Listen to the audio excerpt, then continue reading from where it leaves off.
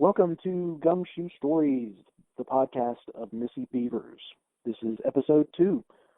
We're going to talk about 2 years of the Missy Bevers case, 1 suspect, and seemingly 0 progress in the case. I am Tim Koval, otherwise known as Cannonball, and with me are Faith and Duchess. How are you guys doing tonight? Doing great. How are you? I'm okay. I'm up here in Cleveland, Nice. the great city in Ohio, where it's snowed twice this week. I was going to say, you're lucky you weren't there in the dead of winter. Yeah, that's crazy. Yeah, the sun has finally come out, though, and tomorrow is my first opportunity to actually have a little free time while I'm here. So, do you know that Christmas Story, the house in the movie A Christmas Story, is in Cleveland? Oh, that's neat. I didn't realize that. I didn't either. The Rock and Roll Hall of Fame. Yeah. Isn't that in Cleveland? Yes, Okay. it is. There's actually two halls of fame close by, and I'll see what I can fit in tomorrow on my one day off. But the Rock and Roll Hall of Fame is indeed in Cleveland, and the Pro Football Hall of Fame is in Canton, Ohio, which is about an hour away from Cleveland. But anyway, enough about Cleveland. How are things for you guys? Anything new along the Missy Bevers investigatory front as we turn our attention to the case here? Hey, you know what was interesting is earlier, not long before we started recording, I was driving home and I heard the Crime Story show. It was very interesting, and Kevin Johnson was on there. I don't want to get ahead of myself, but that's the most recent thing I heard, which is literally this evening. And Kevin Johnson spoke longer than he has on any other recent show. And he said, it would be foolish for us to show our hands. We're not showing our entire hands. So I thought that was interesting. It went along with what you were saying on Brain Scratch, Tim, about obviously the investigation and what they're telling the media. That's two completely different things. And he reiterated that in a different way this time. I think that is something that would give people peace of mind. At least hearing something. I think that's one of the biggest problems right now is that they have not heard anything from the police or anyone in a really long time that I know of.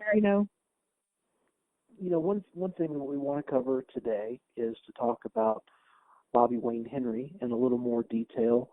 We sort of had an opportunity recently on the Brain Scratch web series from John Lorden to discuss Bobby Wayne Henry a little bit, but we want to take a little deeper dive here today. So we do want to talk about him a little bit more, as we kind of promised in episode 1, and then just kind of odds and ends. So I guess we could kind of start with odds and ends and see where we go, and then kind of save Bobby Wayne Henry for last. Okay, that sounds good. I had something from Brain Scratch. You and John were discussing how the perp and Missy were never seen on camera again. And it's interesting that the search warrant mentions that as well. We had also heard that, I think, in early reports. That very first press conference where they were sort of passing the mic, and it was a very long one. The last MPD person to speak was Span, and he said they do have footage of the perpetrator after the murder, and he is going down that hallway, and he said presumably to exit the church. And I just thought that I've always wondered why we never heard anything else about that. Like you mentioned on Brain Scratch, he would have been moving a little bit differently, obviously, after the murder, not sauntering around like he was in the church prior to the murder. He would be moving more swiftly. I just wonder why they never released that part of the video. Or was Stan mistaken? I think you and I discussed that a long time ago, that perhaps maybe it was just too soon after the murder, and maybe he thought he saw that, and maybe it ended up not being true. Or maybe it was said and they wish they, hadn't said that. That's kind of what I mean. Yeah. Right. I've noticed a few things that they have that were different in different places, and I don't know that if it makes a big difference or it doesn't, but there's times that were different. In the search warrant, they start out saying at 5:06, but on their timeline on their website they have 5 o'clock. I'm trying to find it. Yeah, just different times. It's the whole timeline, and it's their timeline because it's on their website. Right. So I think there's a lot of discrepancies. I don't know if there's just too many people doing too many different things, or I'm not really sure. But I think it said there was a phone call at 5:06, and then another place that says 5 o'clock. So yeah, I mean, things like that. It's a big difference. It is, and anything that happens that quickly. Yeah, and it kind of makes you, I think for me, it makes me wonder, is this information correct? Because you're like, well, wait a minute, it said 5 o'clock, and now you're saying 5:06. But anyway. Well, there were multiple 911 calls, right? Yes. Maybe there was a call at My 5. understanding that there were 2. Yeah. And I think they state the first one, I'm trying to find it so I can actually read to tell you exactly what it says, but I want to say they received their first phone call at 5:06, and then the other one says 5 o'clock and 5:02 or 5:01 or both of those things. I can't remember how it was worded. I'll have to find it, but they're both okay. Right here it says on April 18, 2016, at approximately 5:06 hours, Midlothian police received a call of an unresponsive person at the Creekside Church of Christ, etc. And then the timeline, it says something completely different. It says 5 o'clock a.m., 2 911 calls made to MPD. Apparently, those calls were made in pretty rapid succession. Yeah. I can understand that. And there was a lot of, screaming and mayhem among the camp gladiators that found this, you can imagine. And my understanding is one stayed close to Missy and called 911. Another person ran off calling 911. Yeah. So you've got 2 people sort of in a state of complete panic, and one person stayed more or less put, and the other one was sort of fleeing away from her body and going outside to make that 911 call. That is what was described to me. Yeah, and I can understand that. A lot of people I've heard people complain about, well, why were there 2 calls made? And I'm like, I can understand that because I don't really care if somebody else is calling. I'm calling too, But also, let's not forget, you don't know if you're that person that finds her or those people that find her, if that killer's still built. Exactly. I would want the police to be on the phone with me until they arrive, Right. What about, let's talk about one thing that I thought was pretty interesting this week, and I have to credit Brain Scratch and John Lorden for bringing this up a few days ago when we talked on his web show. He did some real sleuthing to go to a website called murderdata.org, and he drilled down. This website basically is an accumulation of unsolved murders across the country with source data from the FBI, information about the age of the victim, the race, the gender, the type of weapon used, just a whole bunch of data in a spreadsheet type or a database type format. And you can go in and you can drill down and you can say, give me all the murders that happened in Texas. Give me all the murders that happened in Texas in 2016. Give me all the murders that happened in Ellis County, and so forth and so on. And as you drill down, you can find the murder of Missy Bevers listed there. And very, very interestingly, there's a weapon column, and the weapon listed, and again, this is from the FBI, states that the weapon was a handgun. And there are other murders in that data that mention hammers and blunt force trauma and screwdrivers or crowbars or whatever, which we know that some of that type of tool was seen on the video. and a lot of people thought that, those types of things were the murder weapon, but those things are not listed for Missy Bevers. Only one weapon is listed, and it's a handgun. What do you guys think about that? See, that's interesting because I looked at it after you brought it to my attention, and I was wondering that. I thought it doesn't necessarily say that it was the murder weapon. It just says weapon. And I thought, well, maybe they mean that's the weapon that was recovered.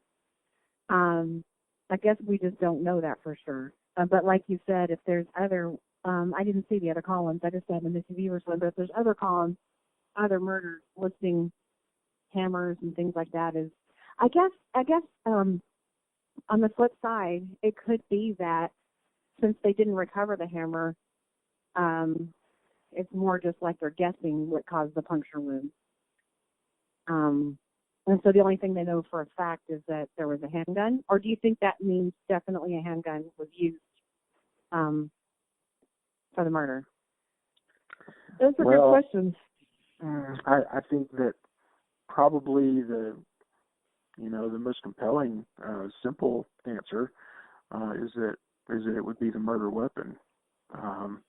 If they weren't sure, then they could have used a value such as unknown or something like that, but they didn't simply mention unless that column means basically what weapon do you know about instead of what was actually used. I don't know. While we're talking here, I'll look at the data again and see what it shows us as far as some of the other values maybe interesting for that field. I was just thinking that the person that we sort of all three have had in mind has a history of flashing a handgun to make people acquiesce, but he has not fired it before. And I was just kind of thinking this might be more of the same. But who knows? Well, the fact that the handgun is listed here does take us back to information that hasn't been necessarily common knowledge over the past few months, but has begun to make the rounds, which is that a handgun was recovered at the scene. This comes from Ellis County records from the crime scene. That April 18th, they were called to assist Midlothian with crime scene investigation because Ellis County has, certainly more resources and experts in CSI than Midlothian does. So they did send a couple of technicians out to do the crime scene, and we have their reports in public information that's out there where they describe walking into the church, walking toward the north side into the main foyer, and finding a female on her back and a handgun next to her. Yeah, that was a big surprise. It was like it came out of the blue one day. A video of a person that nobody had ever heard of before by a Charlotte Huffman, a reporter. Yeah. She had reported, had a video of him.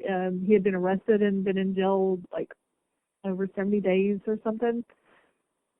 But I think that I had read where she wasn't reporting the whole thing. She wasn't really giving the clear story on the reason that he was arrested. Oh, yeah. She implied, or that story implied, that he was arrested in conjunction with the Missy Bevers murder. Right. But they implied a lot of things that were just not true. And so at the end of that segment, when they say he's been cleared, yes, not sure I believe that based on that whole report being so inaccurate. So that's a good point. That's a good point. If he technically wasn't arrested in regards to the Missy Bevers murder, and it was something else, then if he was cleared, then he wasn't cleared of the Missy Bevers murder. He was actually cleared for whatever he was arrested for. Oh, that's an excellent point. I hadn't thought of it that way. Yeah, because he was actually arrested for child porn, which Tim had gone over on Brain Scratch. Right. That whole thing was just reported wildly inaccurately, and you had. I was going to say, I was looking on her website at her bio, and she talks about being the voice to the voiceless.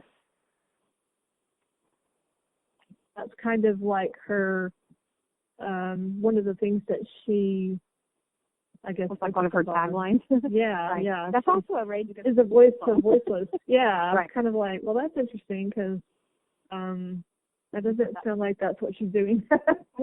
Yeah, really. I don't really understand that whole report. That was just weird, and I didn't know. Surely she knew what he was arrested for. That would take almost no digging to figure that out. Right. He was sitting right in front of her in the jail. Yeah. So that part, report that inaccurately, I don't understand. Well, the more you look into Bobby Wayne Henry, the more it appears that he has an ability to talk his way out of things and to get people on his side. True. Gosh, what do you begin to talk about Bobby Wayne Henry? Let's talk about how he came to be on the radar at all.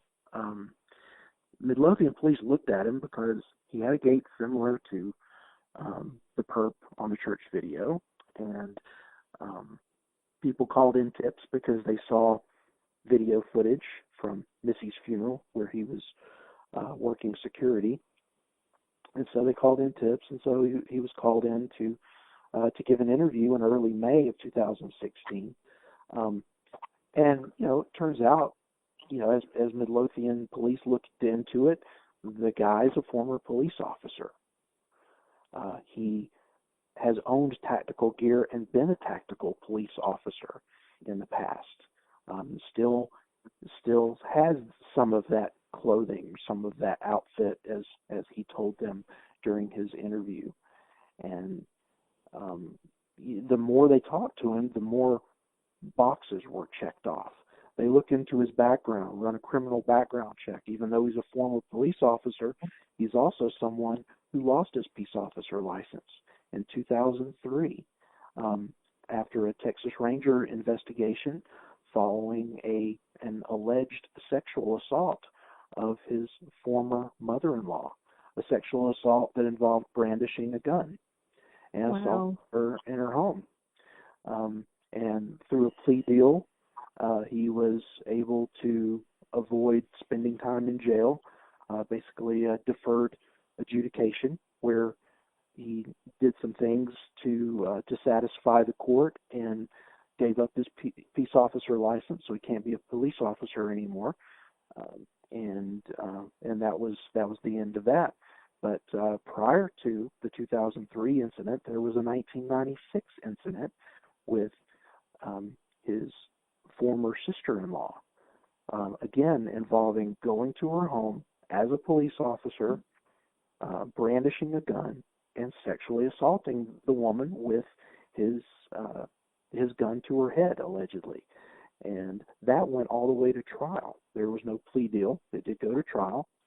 It involved some slick attorneys, some pretty famous Dallas attorneys that he had on his side, and he was acquitted. And then there was, in that trial, there was testimony from his former stepmother that he had sexually assaulted her in her home some years prior to that. But he was still acquitted despite testimony from his stepmother. So you had a pattern of at least smoke, if not fire, that this was a man who allegedly forced himself on women and used a handgun. And now that we know a handgun was used / found at the crime scene, and with the police officer gear on the person seen in the church video, that just checked off so many boxes for Bobby Henry. You can't blame Midlothian police for pursuing him. But they didn't actually execute any kind of a search warrant on him until 7 months after they interviewed. And that's a troubling timeline. Maybe it took that long to get probable cause. Another troubling thing about that is that gives someone ample opportunity to get rid of evidence. If you have from May all the way until December until someone shows up with a search warrant, you can be rest assured a lot of things are gone by then. Yeah, exactly. Now it should be said, and I guess maybe this disclaimer should have been at the beginning of the Bobby Wayne Henry conversation, just to make sure people understand. Bobby Wayne Henry, as far as we know, is not a suspect at this time. Midlothian police have stated, specifically to me, Kevin Johnson, when I spoke to him, said that he would be very surprised if Bobby Wayne Henry's name ever surfaces again in the Missy Bevers investigation. But if we take him at his word, then Bobby Wayne Henry is not the subject of the investigation. Bobby Wayne Henry really doesn't have a conviction on his record for anything, despite these things that we've mentioned. One of them was an acquittal. One of them was a deferred adjudication, which avoided a conviction being on his record, although there were consequences of having to give up the peace officer license. But even going further back, he once shot his best friend in the knee with a shotgun during a hunting accident. The best friend who was married to the woman that he later allegedly assaulted. And this was not, it was not a minor accident either. That his best friend nearly died, lost all but 1 pint of blood, had to have his leg surgically shortened by 4 inches, and of course 4 inches on the other leg as well, so that they would patch up, ended his Marine career. And the other thing regarding Bobby Wayne Henry that's really interesting is the stories that he tells. Stories of being a former Navy SEAL. He was in the Navy, but we've seen absolutely no evidence that he was ever a Navy SEAL. He says that he was injured. He injured his knee, which affects the way that he walks. During an operation as a Navy SEAL in Colombia, South America. There's no evidence that he did that. He tells stories of having a girlfriend who was also in the military. He would tell different people different things. One, that she was a military person from Canada, and to someone else he would say that she was an undercover cop. But the common thread of both stories is that she died in the line of duty, tragically, and and that he lost her. There's no evidence of that either. So wow. So we have a pattern here of tall tales, of assaulting women, allegedly, of using a weapon allegedly during those assaults, in intimidation. The mother-in-law that he allegedly assaulted in 2003, she was getting mysterious phone calls, 8 of them, leading up to the time that he assaulted her, allegedly. And she believes that it was him making the phone calls because of certain things the person said. But it was all about intimidation and sexual power, and there's just a lot there, and it's all public record. We're not speculating. And I think that and Faith and I went straight to the LinkedIn messages that Missy received in the days leading up to her murder. The creepy and strange messages that her friend couldn't remember who they came from, but I would assume they're from a fake account, especially if it was from the killer. But just sort of that putting fear into someone leading up to the event, like Bobby did apparently to his mother-in-law, and then he showed up under the guise that he was there to check on her, and he asked, when he got there, he said, "Have you gotten any more calls?" And she said, "Yes, I have."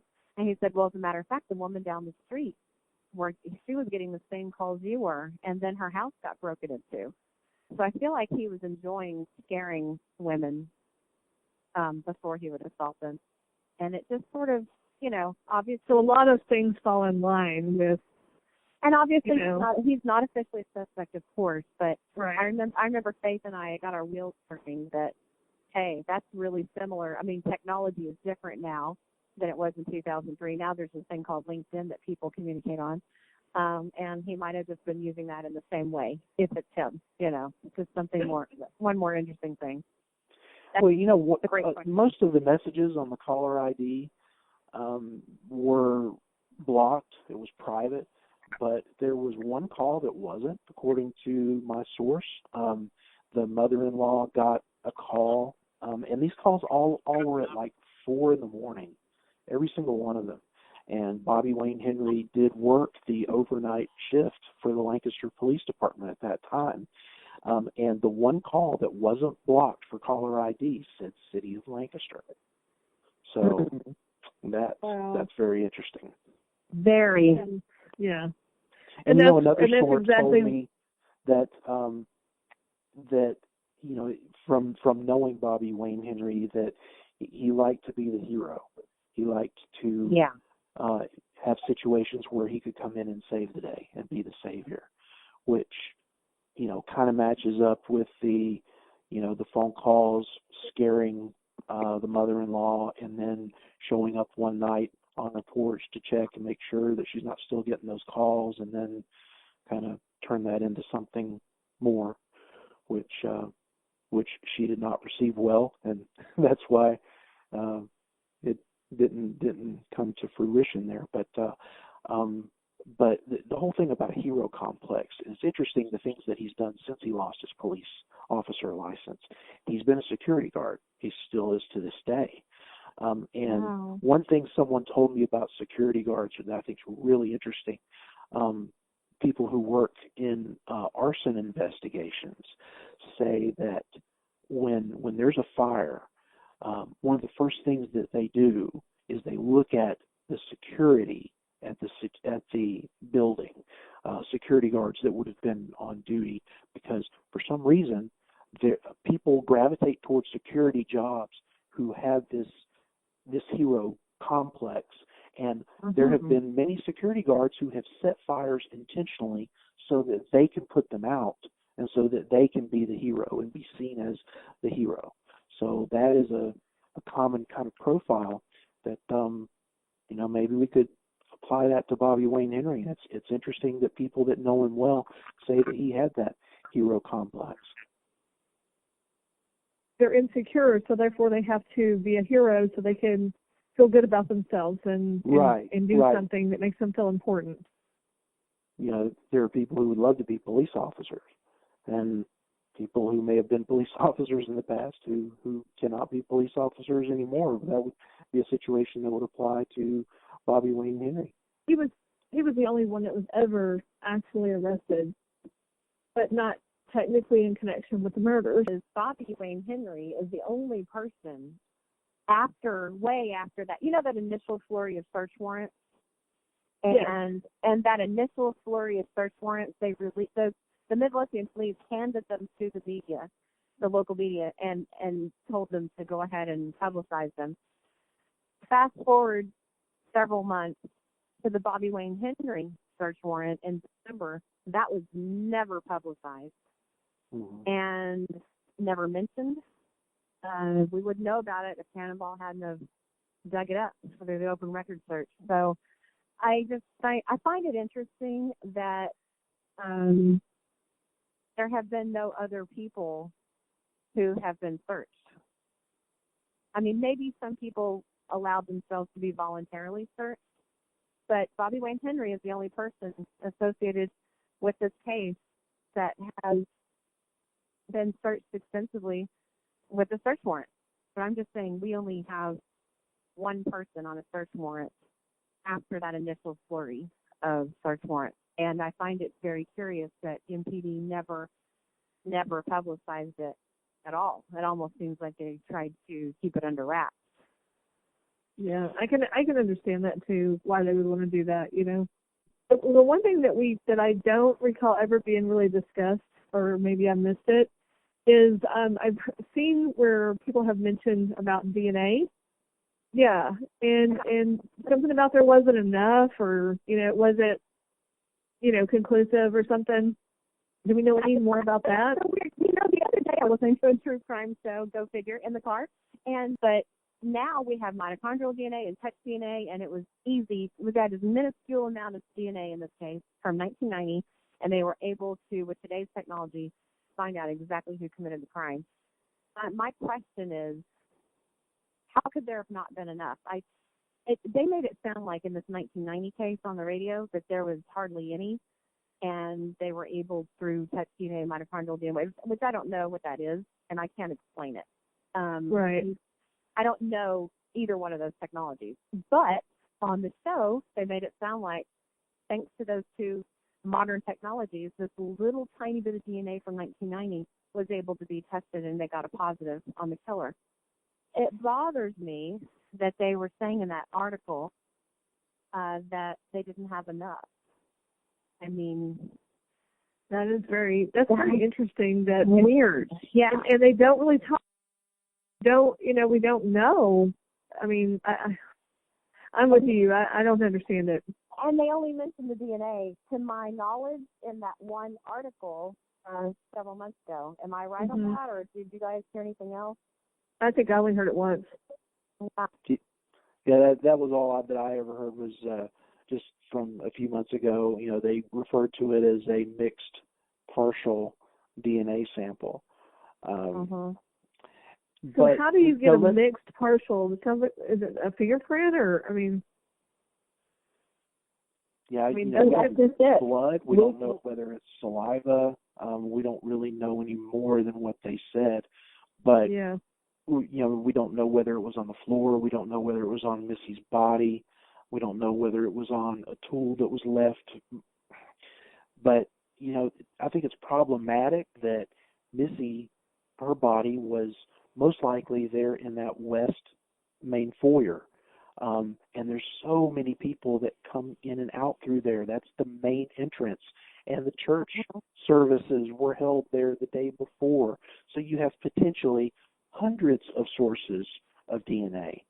And that's true. The odds that they would get some DNA from a perpetrator who was covered from head to toe, and it be just that DNA of the killer and no one else mixed with it, that's got to be very unlikely.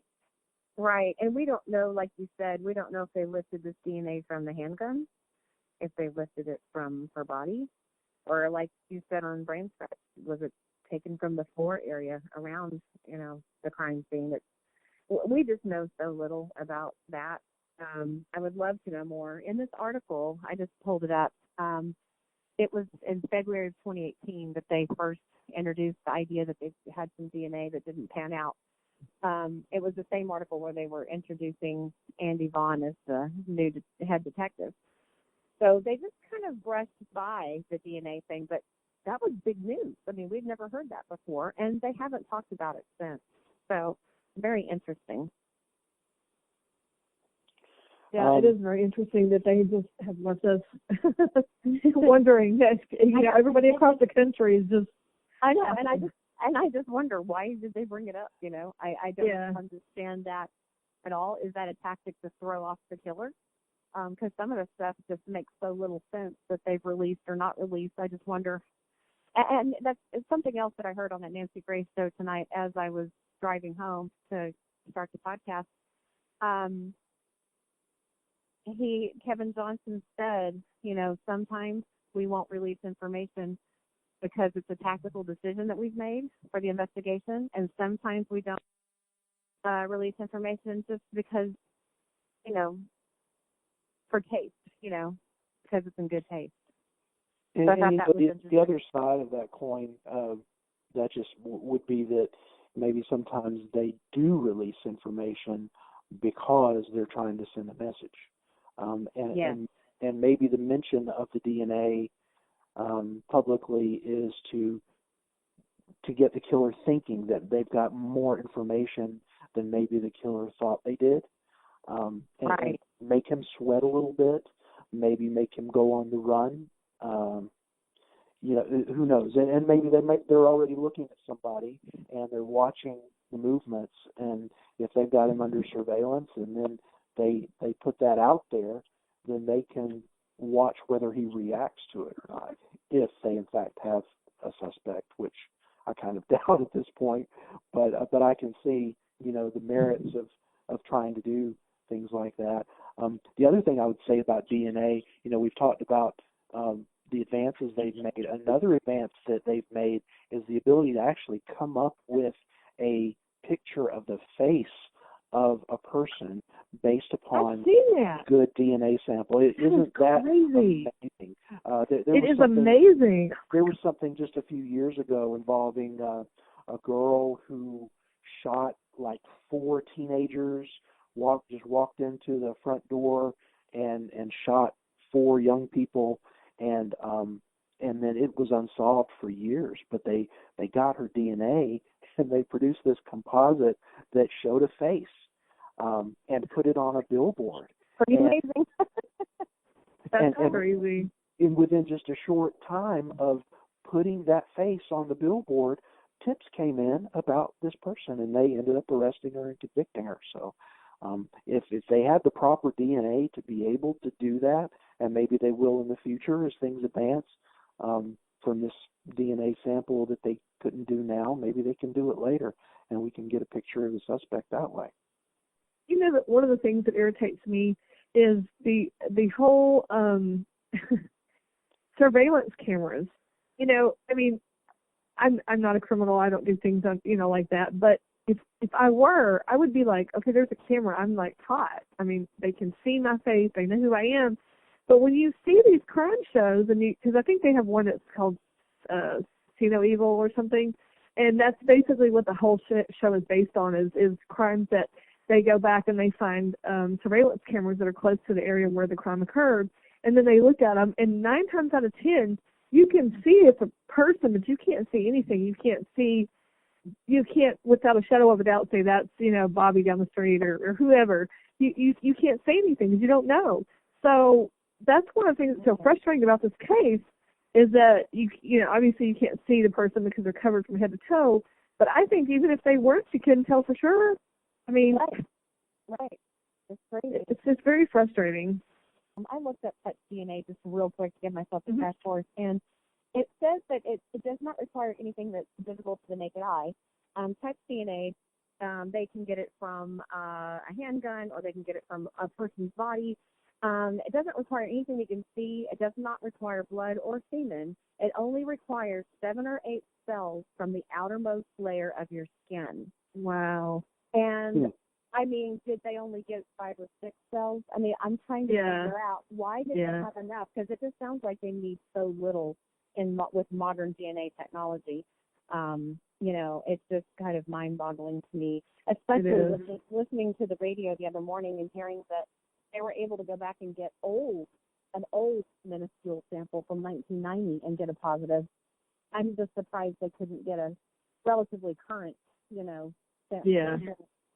Some kind of a positive identification on it. So, I'm really baffled about that, but I'm just going to have to let it go and agree with Cannonball that perhaps that might have been thrown out there to make a potential suspect worry a little bit. Yeah, that's true. There's another mystery. There's so many. Maybe they have more DNA info than they really are saying. And Texas is one of 9 states that allows law enforcement to do familial DNA searching, meaning that if any family member of the perp is ever DNA'd and their DNA goes into a database because they're arrested, then it will produce a hit back to this perp's DNA if they have a good DNA sample, enough to do the familial profiling. So Texas is one of those states where they can do that, and that could be a message they're sending as well from Midlothian to this perp is, maybe we can't do anything with you right now, but you better hope your brother, your sister, your son, your daughter, your dad, Uh-huh. your uncle, none of these people, need to ever get in trouble, because if they do, we've got you. Right. Maybe. Hopefully so. Well, Yeah. do you want to move on and talk a little bit more about what we know about the Ellis County CSI? Yeah.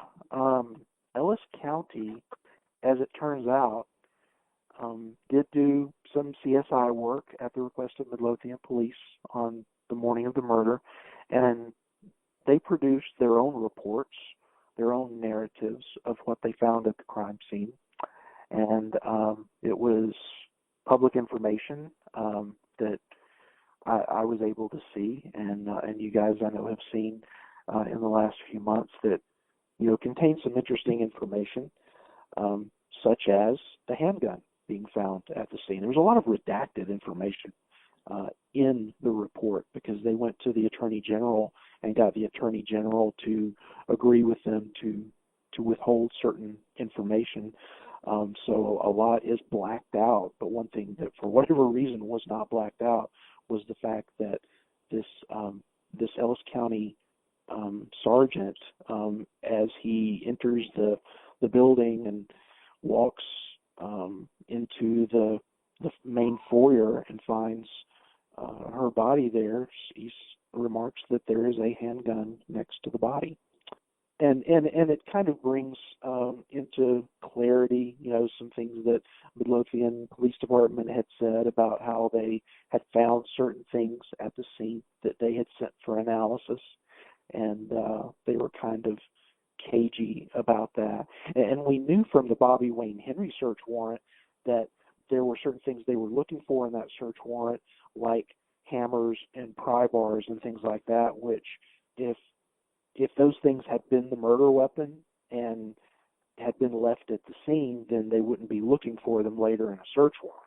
So that was kind of interesting at the time to see that sort of gave us clues that maybe we shouldn't be looking at hammers and crowbars, that maybe we should be looking toward a gun instead. And that certainly seems to be the case. And not only that, but after they recovered the handgun, they then had this Ellis County deputy do an e-trace with the ATF of a serial number on that firearm. And again, there's information that's redacted, but Walmart gets involved in this whole thing. Based upon whatever information they get back from ATF on the e-trace, they then go to 3 Walmarts where they talk to the security executive at Walmart about pulling data from these 3 Walmarts to try to determine if there were sales of ammo and or weapons early in the morning hours of the murder. Now, it's not clear to me, are they talking about after the murder, maybe going to replace the gun, or are they talking about someone actually trying to buy ammunition or a gun right before going to the church and doing the murder? And why those 3 Walmarts? Why, which, by the way, the Midlothian Walmart was not one of the 3. It was neighboring Walmarts. Well, if you read the flow of the documents from Ellis County, and it's a narrative that this same deputy he was assigned after doing the processing of Missy's truck there that day. It was like the next day that he was given the task of contacting the ATF and then contacting the person at Walmart and sort of pursuing the gun and ammunition type angle. And you can tell from the flow of his narrative that he requested the e-trace, and then after that happened, he contacted Walmart. So one must assume, I guess, that what the e-trace gave him was maybe not pointing a finger toward an individual, but at least being able to say that, okay, maybe the Walmart distribution center that serves those 3 Walmarts, that maybe the gun could be traced to that. to one of those three stores. I don't know. There's so much that was That's redacted. true. I wish we could see underneath, but Yeah, there there's so were much there were marked out. reasons why they redacted it, and it's part of the investigation that they felt like they needed to hold back. But it just raised a lot more questions than it answered for me. Yeah. We have a major long list of those. This CSI tech from Ellis County, all this work that he did all took place from like the 18th, the day of the murder, until the 26th of April, and then he has nothing to do with the case after that. His narrative says that his work ended on the 26th. So whatever information he did gather from Walmart and from the ATF and whatever else he did, it was, pretty much over on the 26th. Oh, and you know what? It's been a while since I've thought about this, but the Camp Gladiator person who was boss of Missy, Renee Bird Jones, she actually contacted this Ellis County deputy even before Midlothian did that morning. I believe maybe there's a personal connection, that they were friends or knew each other, and he was dispatched by Midlothian at 7 something in the morning. But in his narrative, he talks about how like 20 minutes before that happened, he got a call from her. So he was already aware of the murder and probably expecting that he was going to get sent there to help out even before Midlothian asked for his help. So I thought that was interesting.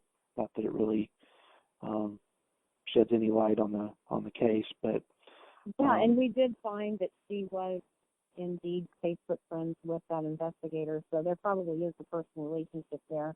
And I'm sure the mayhem of having Missy brutally murdered that morning, it makes sense that she would call him if she's familiar with someone who's potentially going to be involved in investigating the case. I could see that. But, man, everything she said almost was redacted. What was the investigator's name? I forgot. Fitzgerald. Okay. Fitzgerald. Mm-hmm. And there was one other technician, a female CSI technician, who I think is probably subordinate to him. But anyway, he's a sergeant, and she didn't have a title other than CSI technician, so I believe she was subordinate to him. But here's an interesting point to me, and a real question about the choices that Midlothian Police Department makes in the crime scene. Okay, we know that they have very little crime scene murder experience because they just don't have murders in Midlothian. They called in Ellis County, which seems like a good call. Ellis County has lots of experience with homicides and doing the CSI at the murder scene. But when these two CSI people from Ellis County get there, what do they task them with doing? Not doing anything with regard to Missy's body other than just doing the walkthrough and showing them, okay, there's her body. They send them out to her truck. But they spent about an hour or so processing her truck, and there's a lot of information there that is redacted out. And see, I still believe that despite police saying in that first press conference that the class had been moved inside, I don't think it was. I think the class was still going to happen under the awning. Right. Because in the narrative that Ellis County gives of the crime scene, they say that her the bed of her pickup, the tailgate was down, and there was a little, the cover that covers the bed of the pickup. You could prop that up, and open it to where you could get into it. She had that up, so the cover was up, the tailgate was down, and some equipment had been moved from the bed of the truck to right by the entrance. And nothing had been taken inside. It didn't appear. So I think that she was stacking I don't know whether they were working with the fire hoses that day or if they were lifting manual weights or whatever, but whatever it was, she was putting it down there by the entrance. And I just feel like they were all going to stay there under the awning, just like she had said on Facebook the night before that that they had cover under the awning. So we have no evidence that we know of that it was being moved inside. So I agree with you. I went inside, but what she was going inside for, we don't know. Yeah, I think that this is what I'm thinking. I think you're right about that. I think they were actually going to exercise under the awning, and I think that possibly they were had the ability to go in to use the restroom. Yes, my understanding is, or even change clothes or something. Yeah, it was my understanding that it was routine for Missy to walk in and unlock the building so that the Gladiator participants had access to the restroom. Yeah. But yes, I agree. They were going to exercise under the awning. I just think early on the police just misspoke or weren't sure about that. Yeah, and then it just went. Yeah. Yeah, because I mean, I honestly don't think there would have been room for everyone in the foyer to work out. I don't know. Maybe there was, but no, my understanding is they move under the awning, and I believe that's what she had posted on her Facebook page the night before. If it's raining, we're still training, and we'll be under the awning or something like that. I think it was mentioned there. So it's been mentioned several times that the norm is for them to go under the awning. Yeah, I think you're right. But yeah, so many questions, so many more questions than answers in this case. It's just been fascinating and frustrating at the same time. It really is, and not hearing from them makes a huge difference. And they, I see so many people frustrated for that very same reason, and I just wonder, when we finally do hear anything about the case, it's just the family. And every time I hear there's going to be a new article or a blurb on TV, I just think that's just going to be more of the same stuff we've already heard. We haven't heard anything new in forever. No.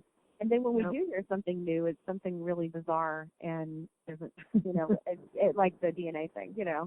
Yeah, really, and the handgun thing, the things that we hear that are new, we have to go dig those up ourselves. Hey, you a great point. You brought forward so much information. Our local media just doesn't seem interested, I guess, in this case, which I think is the most fascinating case we've had here locally. And it's gotten nationwide attention. I'm really surprised that our local journalists aren't all over this and asking questions, asking the police what's going on. And I mean, it just seems like, and like the Huffman woman that did that interview with Bobby Wayne Henry just sat there and let him just lie, and she didn't call him on anything. She didn't ask him about his past. She didn't even draw attention to the fact that he wasn't even arrested in conjunction with the Missy Bevers case. I mean, that whole thing was very misleading, and that's really all we've gotten. I mean, we haven't gotten a lot of information out of the police or the local media. It's just been really frustrating to try to follow this case. We live in an age where investigative journalism has basically died. It's not like the old days where there were reporters out there beating the streets, knocking on doors, seeking to find out what they could, developing sources. Now they just sit back and they wait for a press release. They wait for Kevin Johnson or someone to call them and say, I want to get some information out, so I'm going to give you this, blah, blah, blah. It's just a constant regurgitation. Right. It's really frustrating to read these reports, and all they do is they go back and they rehash what they said day one, and just whatever was added since then, just very, very basic. And there's no imagination, there's no investigation. Very, very frustrating. And it just seems to be just a lack of curiosity too. It's just fascinating to me because it's the media's job, I would think, the reporter's job, to hold those open records requests and do the things that you did early on that brought us here. It's really strange to me. There seems to be just a lack of interest and, like you said, effort. I really hope that changes. I hope that someone in our media perks up. I think probably so far the most interesting character in the media, not including YouTube and stuff like that. I mean, like on a show like, syndicated show like is that Alan guy that works with Alan Duke. Duke is the last Alan name. Duke. Thank you. That's it. Duke. He's very interesting and very curious and asks really good questions. He got Kevin Johnson talking on that program today more than he usually talks, and I think he's probably the most interested person in the media that I've run across on this Missy Bevers case. Because actually asking the real questions. And where was this at? Because I don't think I've seen this or heard it. The Crime Stories, it was on the CC. I don't know if it was a rerun. It was extremely current information, but I don't know if I was hearing the first broadcast of it. It's on a station on satellite radio called Triumph, which I just stumbled across the other day. I think I was telling you about that when I was listening to the 1990 case about the DNA. It was on that same channel. They do a lot of true crime stuff. It's fascinating. But that Crime Stories podcast that Nancy Grace has with Alan Duke, I guess that's what I was listening to because it was the two of them, and it was called Crime Stories. So apparently, I'm assuming it's posted now. I'm sure it's on the Crime Stories website, and so we can listen to it again. I'd like to listen to it in its entirety, but it was really good. So I think Alan Duke is doing a really good job, and he's interested in the case, and he asks the right questions and gets people talking. But everybody else that's been associated with this, that's funny, Nancy Grace said, Missy Bevers, a young, beautiful mother of two girls. Oh, wow. I don't know why that's another thing that irritates me is like, why do you not take enough time to get the right information? Like, it happens all the time, and it's so frustrating. It's like, it makes you think they just don't care. I know. I mean, it's only been on the news 1,000 times. How do you not get this right? I know. Well, what? It was a really good episode, and they also talked about Brandon and his daughter raising the money with her hog, and all that. And then Kevin Johnson discussed it, and he said, and Alan Duke said, now my understanding is you rejected that money. You don't need it for the investigation. He said, that's absolutely right. We do not need the money. And he said, I'm sure she'll find another meaningful thing to do with the money. And I think earlier in the show, before they were talking to Kevin Johnson, they had said that Missy Bevers' daughter decided to take part of the money and give it to special needs kids, and I think the Best Buddies program at her school, and then the rest of the money she's going to keep for college, which I think is an awesome idea. Yeah. So I just thought that was really sweet, though, that she raised the money and offered it to MPD, and they declined it. So that was kind of cool. Yeah, that is very interesting. But it does say a lot that they don't need it, and if they are moving forward with it. So that, I guess, that's at least one positive thing. Oh, and you know what? Kevin Johnson made it clear on the show today. He said that this case is not in any way closed. We have not given up. He said, we have an investigator that dedicates approximately 2 days a week to the Missy Bevers case currently. So interesting. I was kind of wanting to hear 5 days a week, or maybe even 7. Yeah. But he said that there are 2 days a week dedicated to this case. Yeah, I guess they do have other things to do, unfortunately, but it would be nice to be able to figure it out. The only thing that frustrates me is, it seems like this new person, and like you said before, he's not a person of interest, and he's been, cleared or whatever they refer to him as. The height of the person in the church is one of the biggest issues for me. It baffles me. 5'2" to 5'7". Yeah, it seems silly to me too. I mean, obviously it can be a man, but more than likely a woman. But what bothers me about that height range is that it's 5 inches. I mean, I think that even a layperson with absolutely no criminal, investigation background could walk up to that door and slap a regular old ruler up there and measure and be able to get closer than 5 inches. And I wonder why they gave such a wide range, because if they have the technology they have today, and obviously we know they do, they can look at the video, see where the person's head is falling against the door, and then take, like you said, a measuring tape and go from the bottom to the top and go, okay, obviously we're not going to tell you they're 5, 8 3/4, but they're going to say between 5'7" and 5'8", or something, not 5'2" to 5'7". So that's what I think. I guess that 5 inches was just really interesting. Yeah, it is. Yeah. Anyway, so that frustrates me because it's such a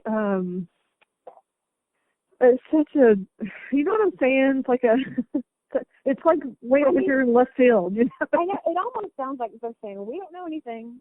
I mean, we don't even know how tall they are. We don't know if they're a man or woman. We just don't know anything. We don't know anything. And I don't really believe that. I feel strongly that height range and the we don't know the gender thing is part of an act.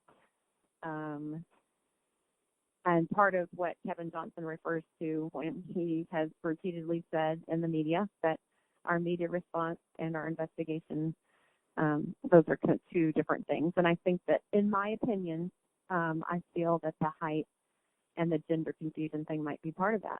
And I'll follow that up by saying I hope that it is. Yeah, well, I definitely. hope we're not that lost, you know. I agree. Well, I know I don't believe for a minute that the perpetrator is between 5'2" and 5'7". I never have. And I don't see how police could really believe that and still pursue Bobby Wayne Henry for so long and get search warrants for him when he's around 6 feet, maybe a little over 6 feet tall. It doesn't make sense. No, that's a good point. That would be so problematic for a prosecution of him later on. True. Wait a minute, you just said 5'2" to 5'7", but yet he's not way over that. Well, and you know what? Something else. Why did the judge would have said you don't have probable cause? This guy's not 5'2" to 5'7". You know, that's interesting how that works. But you know, and something else though. Brandon Bevers early on when he was speaking to the media, very early on, before they gave the 5'2" to 5'7" height range, he blurted out that it was a male about 6 feet tall. I honestly believe that was the accurate information that came out first. And I think we mentioned that on the last podcast. I feel like they tap danced and went backwards and said, oh, wait a minute, we don't know if it's a male or a female. We think it's because they had another height range in between the 6-foot male and the 5'2" to 5'7". I think they came out with one thing. It was like 5'8" to 5'10" or something, very briefly. Yeah. And then they said, oh, no, wait a minute. It really is 5'2" to 5'7", and that's it. We're done. So.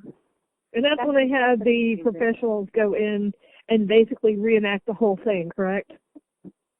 Yeah. Tarrant County came in and they measured and they did their video reconstruction and everything. And then it was said by police that now that they've done that, we have a much better idea of what this suspect is like, but we're not going to tell anybody. Is what they said. And then a week later, they went ahead and they tell everybody. And I just think that they were trying to figure out what their tactic was, and my husband was saying that's an FBI tactic to just to use press conferences to move the investigation forward, not to inform the public. So that makes sense. And that goes along, right? And that goes along with what Kevin Johnson said is that, you know, what we say in press conferences and what we're doing in the investigation are two different things. So kind of all along the same lines. But I think they were trying to get with the FBI and follow their leadership and, you know, perhaps get their story straight, so to speak, as to what they're going to do. Well, you know, they had to have some kind of direction because they've only dealt with one other murder, and that was, 10 years ago? Right. So, or 12 now, maybe, I don't know. But so they definitely had to have some, you know, supervisor, you know, department to, or, you know, they had to have help because I mean, I can only imagine they're just probably like, what do we do? You know? Right. Exactly. I mean, not that they're clueless, but it's just something that if you don't deal with it on a day-to-day basis, like you would in, you know, Houston or Chicago or where, it's just not something that you're used to doing. So you're gonna, you know, slip up and do things. You're like, we got to do it like this or whatever. Mm-hmm. I think I see a lot of issues that way. So it makes sense why there's been so many problems.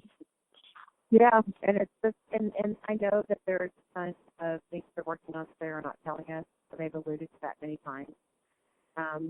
Kevin Johnson said it today on Crime Stories again. So that's comforting, but it's also frustrating because, of course, we want to know what it is. But I'm glad they're keeping the things secret that they need to. good for the investigation. Yeah, and he made it clear that they were not telling everything. He said it again today. So, that's about the only thing that can give us comfort at this time. Right? It's well, been going on. they so kind of now. said the same things a year ago, and that's part of the frustration too, was hearing Kevin Johnson repeat some of the same things that he said 6 months into the investigation and 1 year into the investigation. Things such as, if you told me a year ago that this case would still be unsolved, I wouldn't have believed you. And now we're at the 2-year mark, and the other day he says it exactly the same way, and he just changes it from 1 year to 2 years. Yep. Yeah, at some point, it's going to be difficult to believe things like, they really know more than they're saying, and they really have a strategy. At some point, you turn from that to, this is really just a cold case, and they really don't know who the person is, and really don't have anything more than they've said. I hope it doesn't get to that point. I hope it doesn't become a cold case. But when does it become a cold case? When it's already 2 years in, and only one person, as far as we know, has ever been seriously looked at and had a search warrant executed against him. Maybe it's already cold now. I don't know. Well, Kevin Johnson went out of his way today to say on that Nancy Grace show that on Crime Stories that it is not, in that it is an active investigation, and there's 2 days a week. That's I guess he was referring to Andy Vaughn, that the detective. Yeah, I'm sure. But let's put that in perspective. 2 days a week to it.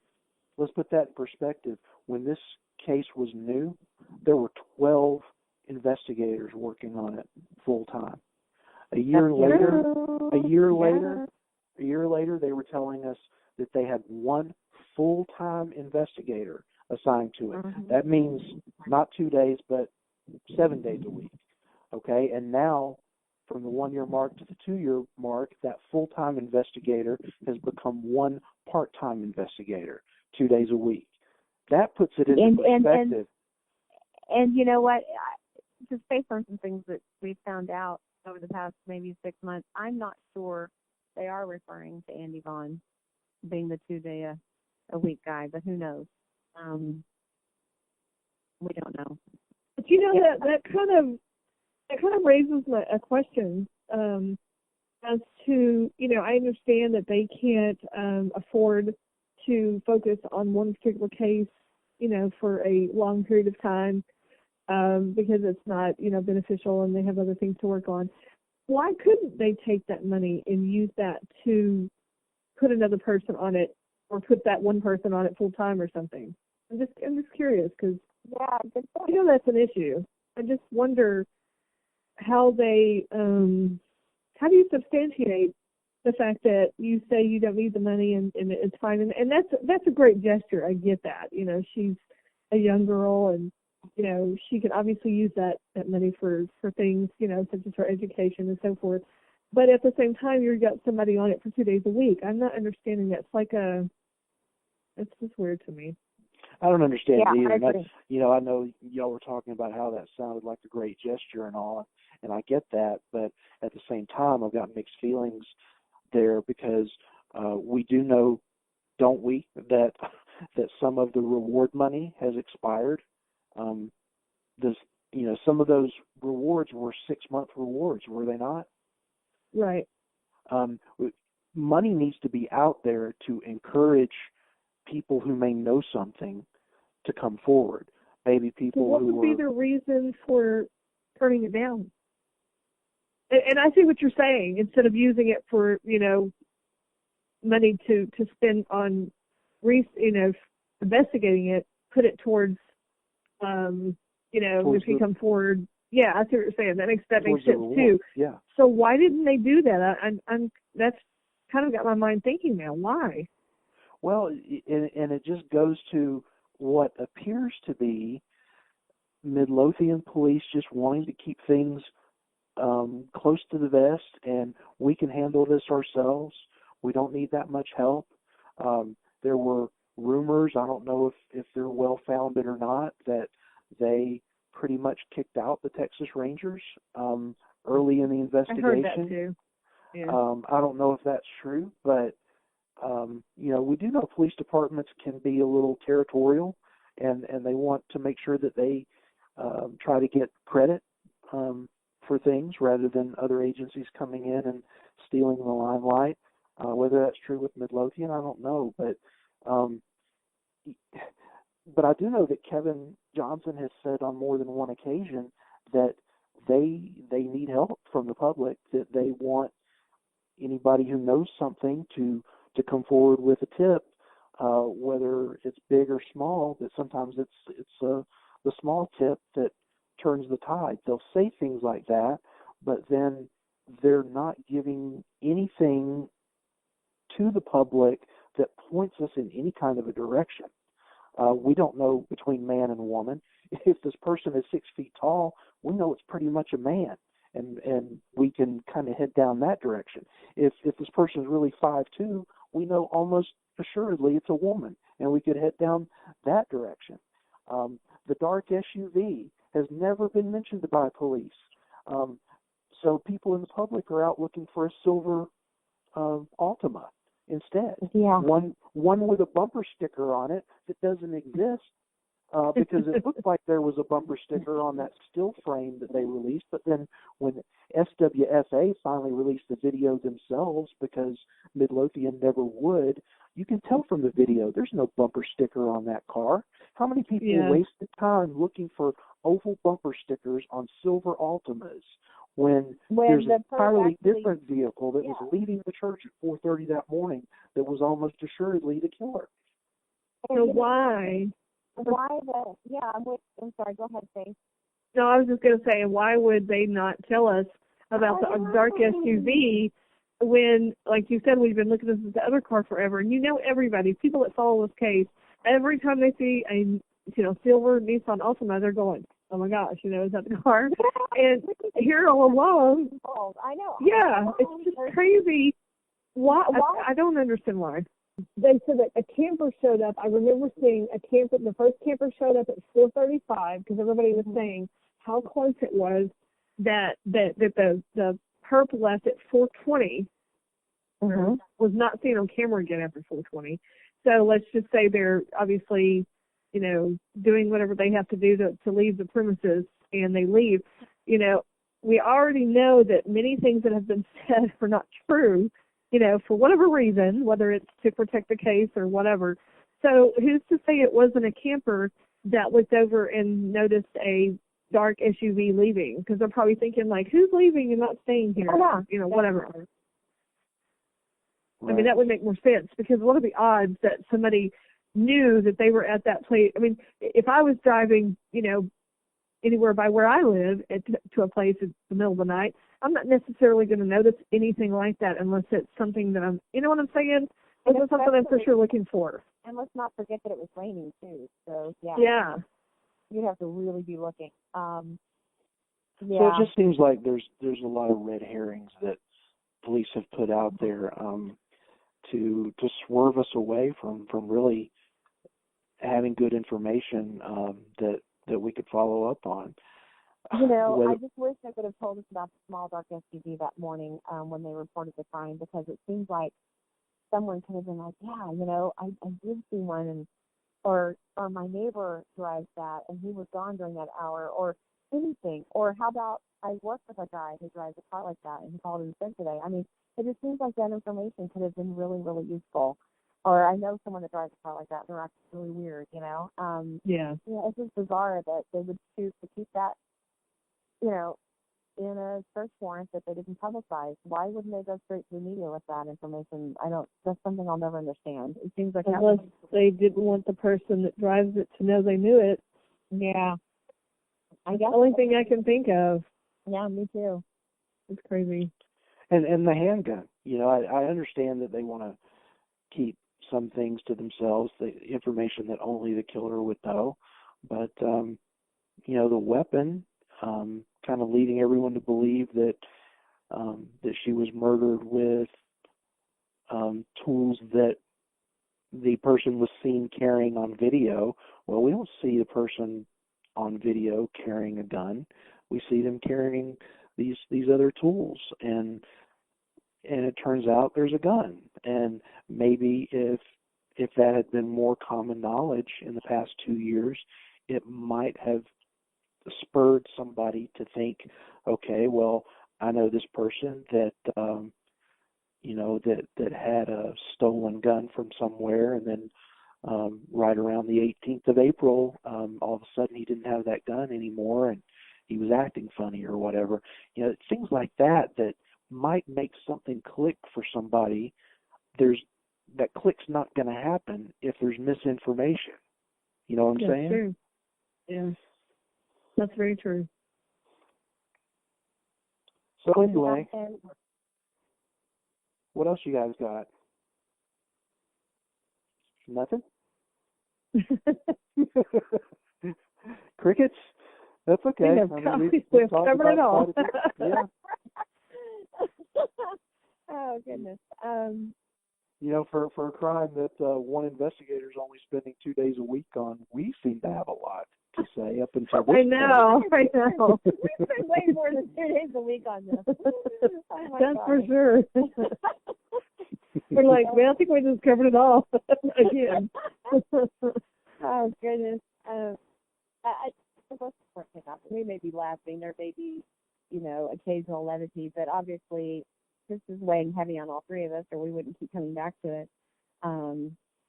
Just justice for Missy. I mean, I just can't believe somebody hasn't called something in that was really useful and led to an arrest by now. I really hope that they're just dotting their I's and crossing their T's and they're about to make an arrest. I mean, that's just the hope that I cling to. Yeah, I agree.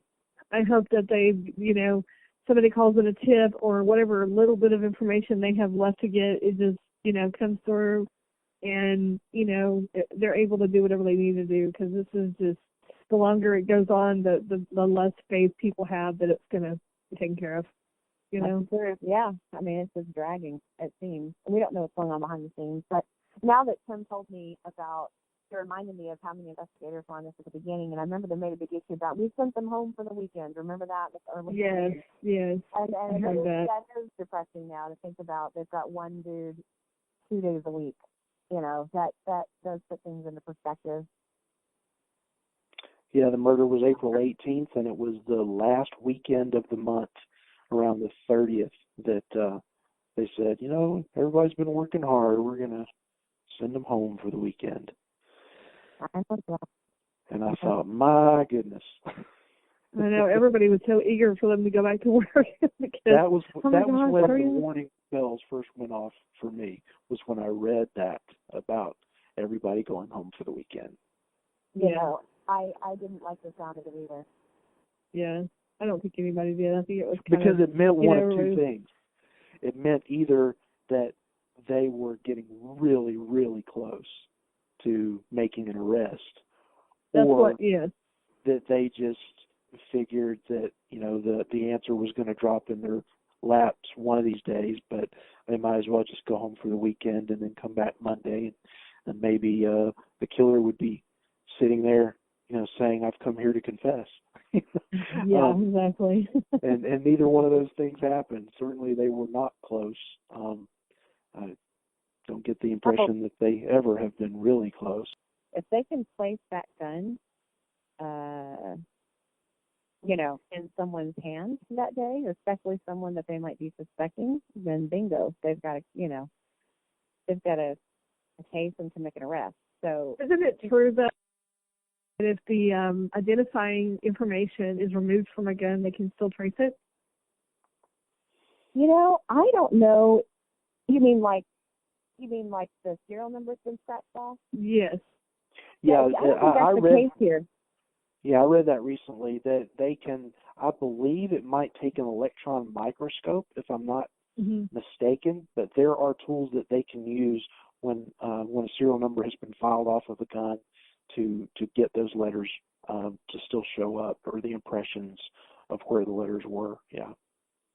Yeah, and so, I mean, I'm just thinking that this gun, I would imagine that a lot of the investigation into her murder is revolving around this gun. Because let's say that police, are looking at someone in particular. For example, Bobby Wayne Henry, he may not still be a suspect, but let's say he is.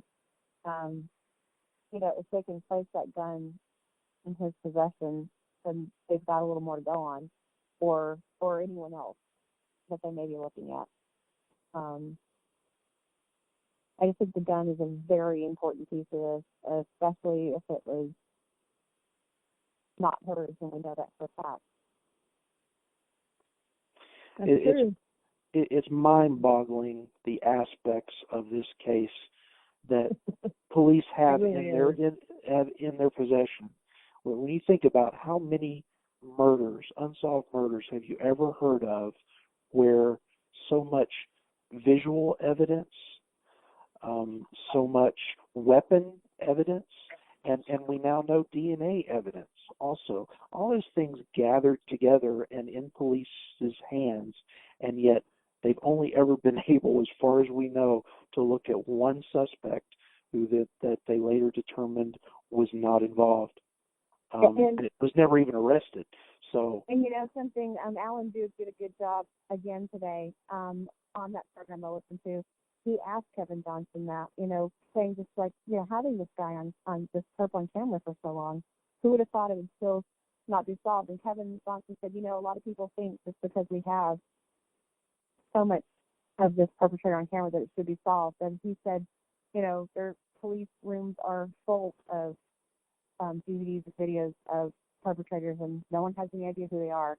Especially this person went to great lengths to conceal their identity, and there's hardly any flesh even showing. So he defended the fact that they do have this perp on camera a lot, but that doesn't necessarily mean anything. So no, but I agree with you. When I remember my husband and I seeing this, and Midlothian caught our eye, obviously, and so my husband said, he's on camera for that length of time, they'll solve this case. I mean, we just thought it would be solved really quickly, and here we are 2 years later. So crazy. Yeah. The other thing that I think is that the perpetrator in that outfit, the police made such a big deal about the gait, about the way that the perpetrator walked, and gait analysis is a big thing in law enforcement now. It's really come to the forefront.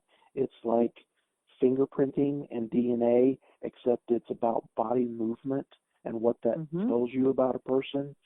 But here's my problem with that.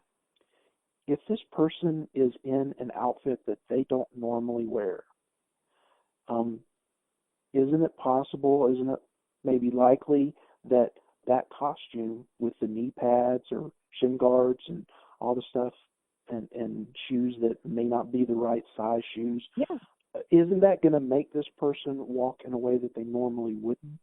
And so are you really shooting yourself in the foot when you tell the public, okay, be looking, let's look at this walk really closely, and let's go look for people who walk like that? Well, only if the person walks like that in normal clothes. And I'm just not convinced that this person walks like that in normal clothes. Yeah, especially knee pads. I think we talked about that before. Knee pads will alter someone's gait. Definitely.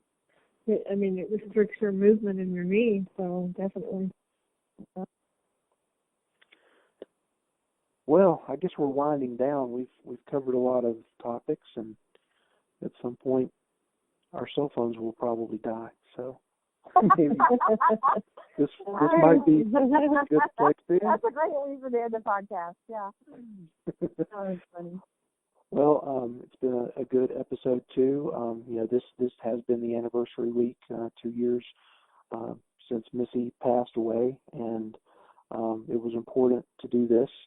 And I'm also glad for Brain Scratch and John Lorden having me on this week to talk with him. I'm gratified to see some of the comments on his channel on YouTube from people all over the world. I mean, he posted it yesterday, and there's already over 10,000 views. And a lot of that is his built-in audience, but people talking about how this case, the Missy Bevers case, is their top case as far as things that they follow and want to see get solved. So even though we may get frustrated at law enforcement and the media and their coverage of the case, I think it's important to keep in mind that there are many, many people who have not forgotten Missy Bevers and who are just as interested today as they were 2 years ago in seeing that this case gets solved.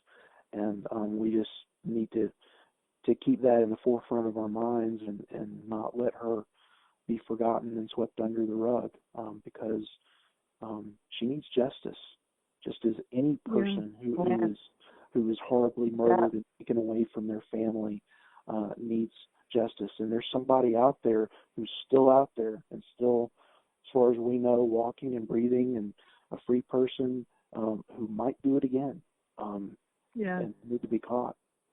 So and that's something else that I know we're wrapping up, but that was something else Kevin Johnson said on the program today was there's a dangerous person out there, and I had remarked a while back when we were talking that why isn't MPD warning people to be looking out, because there is a homicidal maniac on the loose. I mean, it seems like they haven't made much of that, which led me to believe they must have had this person under surveillance.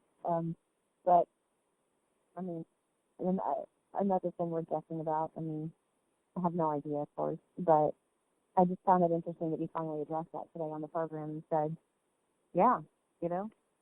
there's, I can imagine why such a community is unsettled, knowing this person's still out there and could very well be with everything. Yeah. Definitely. Well, let's hope justice comes quickly. Yeah. Yes, we do. Our website is gumshoestories.com. This is the Missy Bevers podcast. We will be back to do more of these in the future as the circumstances warrant. And we invite everyone to follow us on YouTube and visit our website and offer your comments. And if there's any questions you have about any aspect of the case that we can answer, if we can answer, we will be glad to. Thanks, Faith and Duchess, for being here with me tonight. Thank you, Pamela. We will sign off until next time.